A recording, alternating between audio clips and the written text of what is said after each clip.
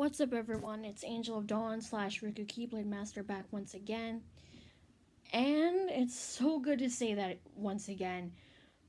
I am finally back home, and wow. I mean, the vacation was long overdue, but at the same time, I'm glad I'm back home.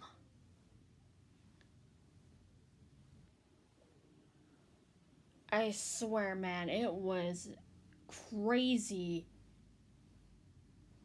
We saw, we went to this restaurant called Dynasty for one, and we saw these really big, huge fish in a tank, and whoa. I mean, I know I saw big, huge fish at the Mississippi Valley Museum and Aquarium, and Ripley's Believe It or Not. But holy crap! And these fish were whoa. I mean, not as big as that ugly perch I told you guys about at the aquarium, but dang. And what's weird is they all were the same color too. Like, wow. They really should have gotten some variety, for crying out loud. Um I think there was also like a crab creature in there too, but I didn't really see him. Um there was we also went to the mall when we were in Davenport as well. Um and I ended up getting uh shoot. Um well, I can't remember where I put them exactly off the bat, but I ended up getting some new Yu-Gi-Oh cards. And wait. Okay. Right here. This right here is the one that I ended up getting. Here's the front of the box. I don't know if you guys can see very well. And then here's the back of the box. I was gonna go with a 10-pack, well, 9-pack, excuse me. But then I was like, forget it. So I just went with a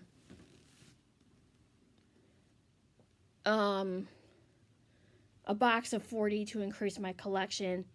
I was gonna go ahead and put them in my book, but I figured I would show you guys the deck set I chose first. I also ended up getting a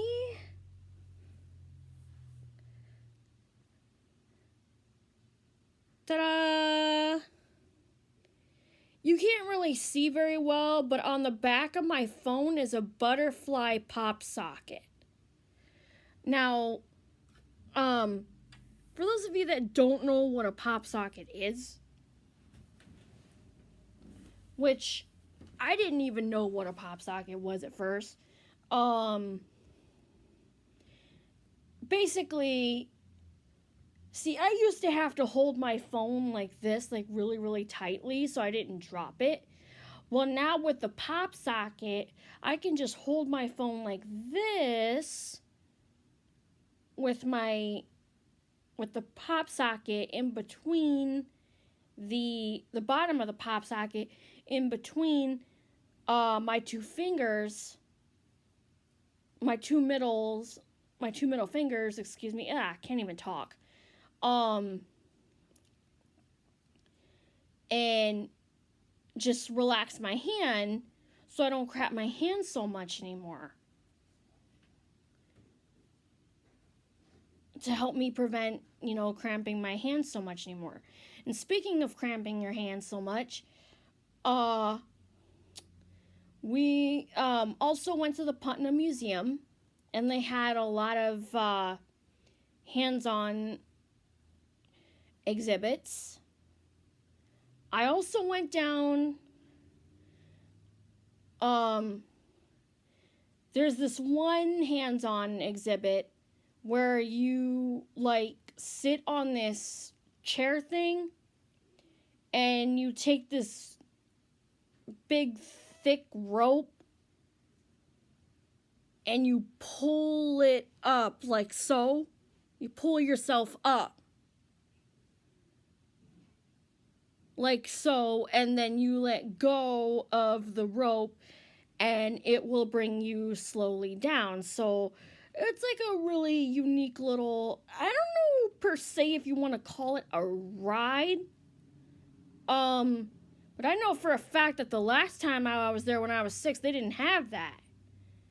I also went and finally we've seen a lot of exhibits, like forest exhibits and all the other stuff, but the main focus for me was the ancient Egyptian exhibit.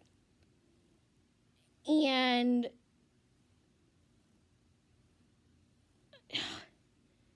believe it or not, my mom's boyfriend, again, I love him. Do not get me wrong. But he just doesn't get the concept of stuff. Like, I was explaining to him that, he literally asked if they were real. And I don't know why he didn't just read the side of the exhibit, because it would tell you straight up the inscriptions. And I mean, come on, dude. Just read it and it'll tell you if they're real or not. And I even had to explain to him why and how they were real. Like, I literally had to tell him, archaeologists dig these things up for their exhibits. And yes, so to answer your question, yes, they are real. Now, I'm not entirely for sure, if the whole exhibit was made of actual artifacts, because some museums, if they can't find a certain artifact, they will make, a fake copy out of a material that, to try to fool people into thinking that it's the real thing. So, and I couldn't really touch anything, so it's not like I could say, oh, yikes, ooh, yeah, this is real, Dad. Of course it's real. I just had to look in the cases and on the inscriptions and the photographs. And they had a station there that was hands-on, and you could spell words in hieroglyphics. And my mom and my little sister spelled my name in ancient Egyptian hieroglyphics, and I got a picture next to the hieroglyphic spelling.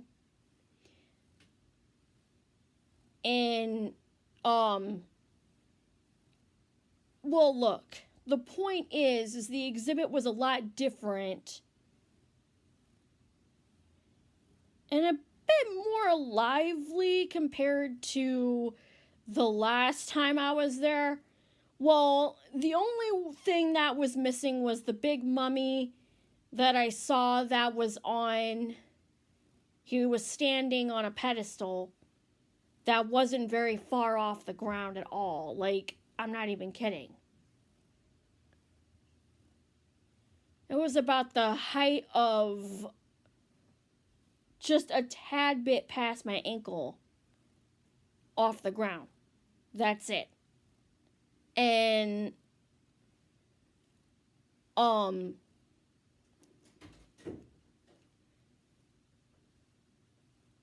you know, it's a real funny story on how I got interested into ancient Egypt in the first place.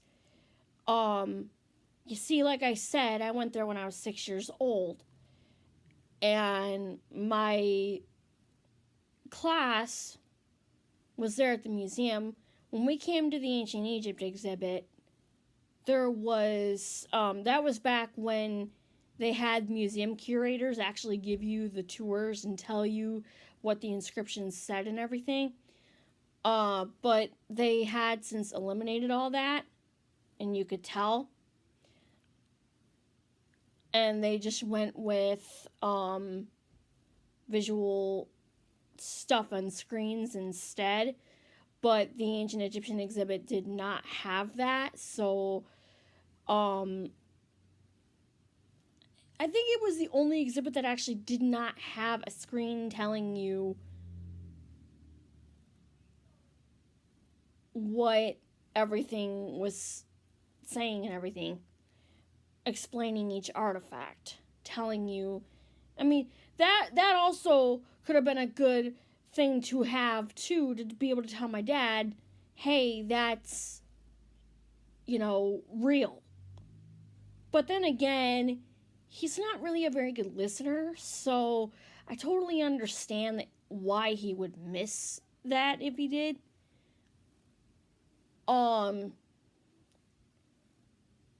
It's just that it's not that he, okay, partially it is that he's not a good listener by choice, but he's also not a good listener because of the fact that I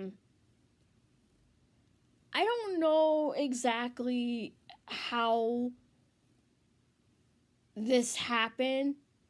I don't know if it was from birth or what, but he said ever since he was little, he could not hear out of one of his ears very well. He could hear out of his ear, but not very well. And the funny thing is he could hear you when you're standing far away from him, but when you're like really close to him, he can't hear you for squat. And he doesn't really know how to read lips. So, I mean, you would think after all these years, you would pick up how to read lips.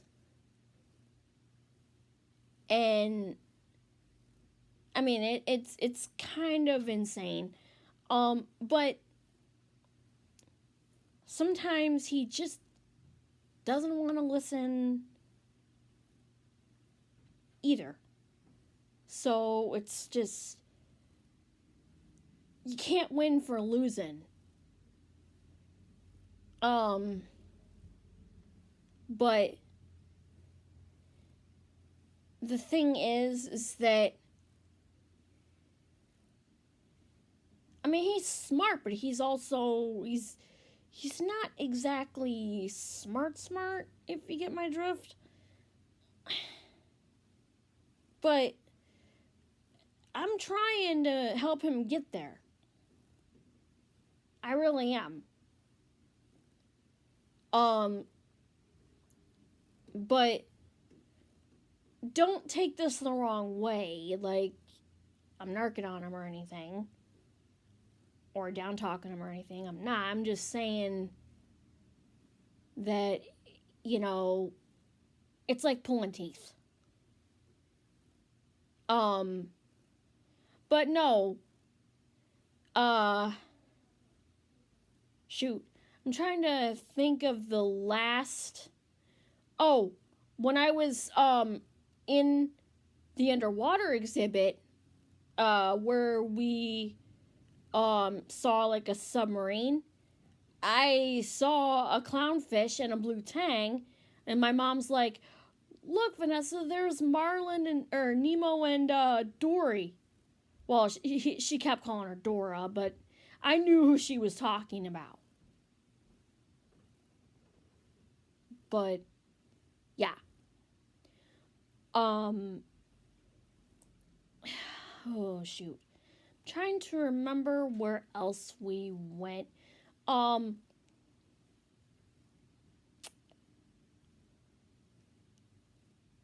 Dang. Well, anyway, as far as our hotel though, we got a room that was handicap accessible, which is good. And it was right across from the cafeteria and really close to the pool. So we just went I went swimming. Uh and man, did I fall asleep about an hour and a half or so after doing that. Oof. And then got up in the morning and went to a few other stores. Like we checked out a store called Five Below, which is where everything was $5 or below, hence the name. So everything was that, and that is where I got my pop socket at Five Below. I got the cards at the mall in Davenport. And so yeah, that was that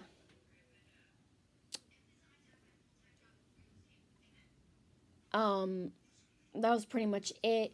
We went to we woke up in the morning this morning, then we went to Five Below and oh god, the I-80 truck stop. For those of you that have been there, they have multiple restaurants and stuff. I mean, honestly, it's not my first time being there. I was there a couple times when I was little, when I used to go on semi trips. Um,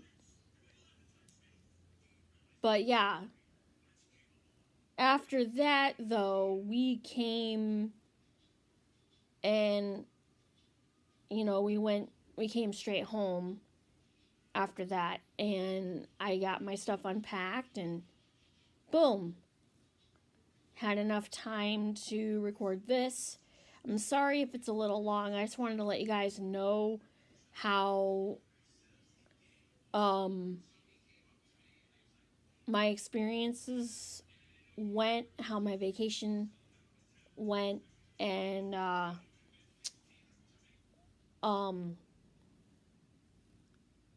everything. So you guys weren't left in the dark because I did promise I would tell you guys. So here I am fulfilling that promise. If you like what you see, comment, rate, and subscribe to become a Keyblade wielder. Until next time, I've been Angel of Dawn / Riku Keyblade Master, and I will see you guys whenever I can, if the weather permits me, because it's been messing with a lot of our signals lately. Either way, I will see you next time. Peace, and I love you all. Take care of yourselves.